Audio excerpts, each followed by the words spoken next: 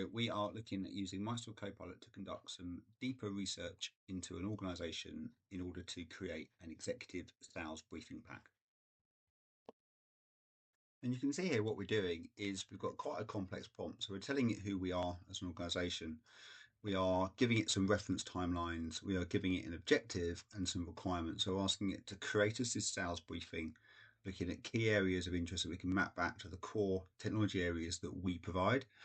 So I'm then giving it some quite strict guidance on what I want it to follow. And this is really just to try and get Copilot to do things in a particular way rather than allowing it to be creative and do what it thinks is best. So I'm asking it for some key information, which I want in a table. I'm asking it to make sure it finds the key contacts for me. I'm asking it to ensure it gives some business and market insights. So key things that have happened inside that organization, acquisitions, mergers, those kind of things. Looking at the key business objectives and outcomes that it's going to get from their website or other information that it finds. And then from our side, I want it to have a look at our website and look at similar type of organizations that we talk about on the website as references, map those against our services. And then finally, what I want it to do is look at the solution opportunity areas that it sees within that customer account. I'm asking it to not summarize the content, so be as verbose as you like. And to kick it off, I'm going to ask it to actually ask me for the company that I want to research, so I can use this and reuse this prompt, which is quite important rather than having it fixed. And then afterwards, I'm going to get it to write an email for me to introduce our organization to that company so that we can look to potentially position some of the great things that we do. And let's kick off the prompt and see what it does. So you can see here, the first thing it's doing is asking me for the company I want to use. It's also asking me to confirm our website address, which it's going to use for a lookup. So I'm going to just type that in. And I was just looking out the window just now and saw the Alliance building, so I thought that would make a good reference to use.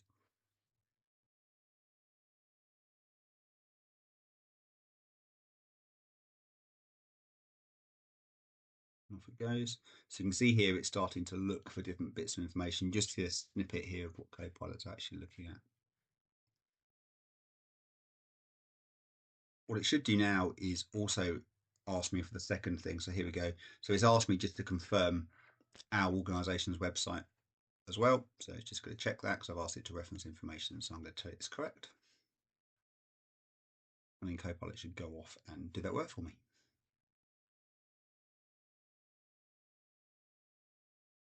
And there we go. So relatively quickly, so it's pulling that together. You can see here it's pulled these into tables as I've asked, and the little Excel icon there means that I can click on that and actually download it to Excel.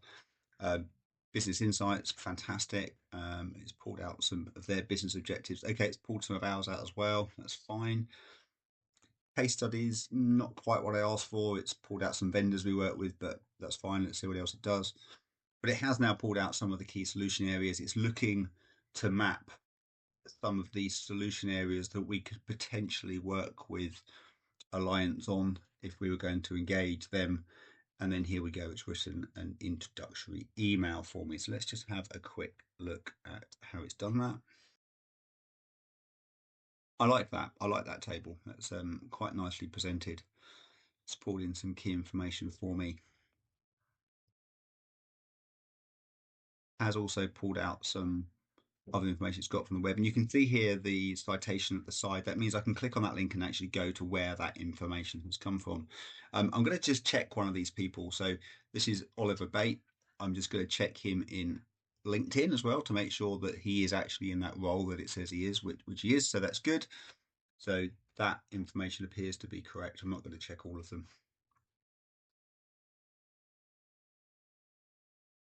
You can see here the references are where the information comes from, so that's quite handy.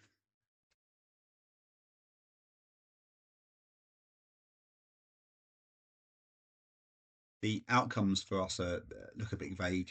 I'm not overly impressed with those bits, but it's done some pretty good work. I mean, it's pulled some case studies out. These aren't particularly relevant to this organization as well, which is what I asked it to do, but I could have been more specific or pointed it at some content that might be more useful. It's obviously trawling the internet for this, so it's could have been better.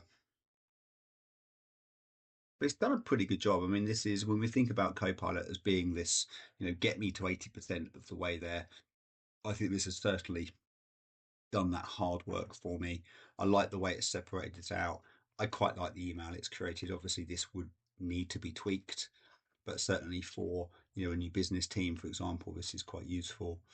I'm now going to continue the prompt. I'm going to ask it to look at events that we've got coming up that might be useful that we could potentially invite this customer to as well. So that's often a good way, of course, to get interaction from customers, prospect customers. There we go. It's pulled out a couple of events that we've got. That's actually in the past, but I think that relatively could be a good event for customers to come to. I'm going to tell it that the event's in the past. Do we have anything upcoming?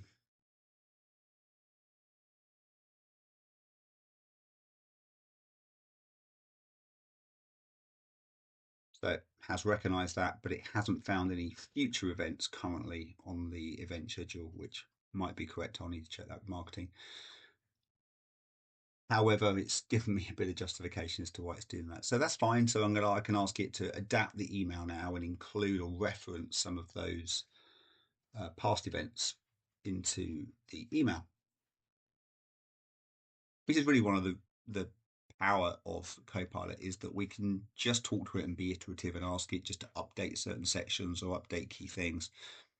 Sometimes I find that Copilot will just update that section. Other times it tends to rewrite the entire piece of work. But again, that's fine.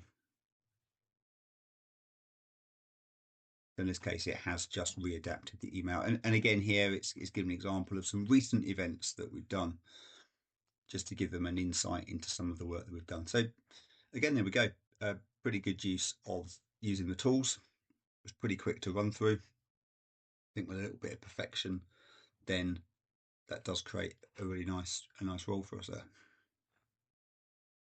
So there we go. We've just seen Copilot being used as a sales research tool, looking up information on a company and trying to help us prospect the customer, look for key events, key technologies, key business objectives, and other things that could help us target communication or have a reason to invite a client to an event or pick up the phone. Thank you for watching. If you enjoyed this video, please do like and subscribe. It really helps me reach more people, and look forward to your comments on how you're getting on using Microsoft Copilot. Thanks again. Bye bye.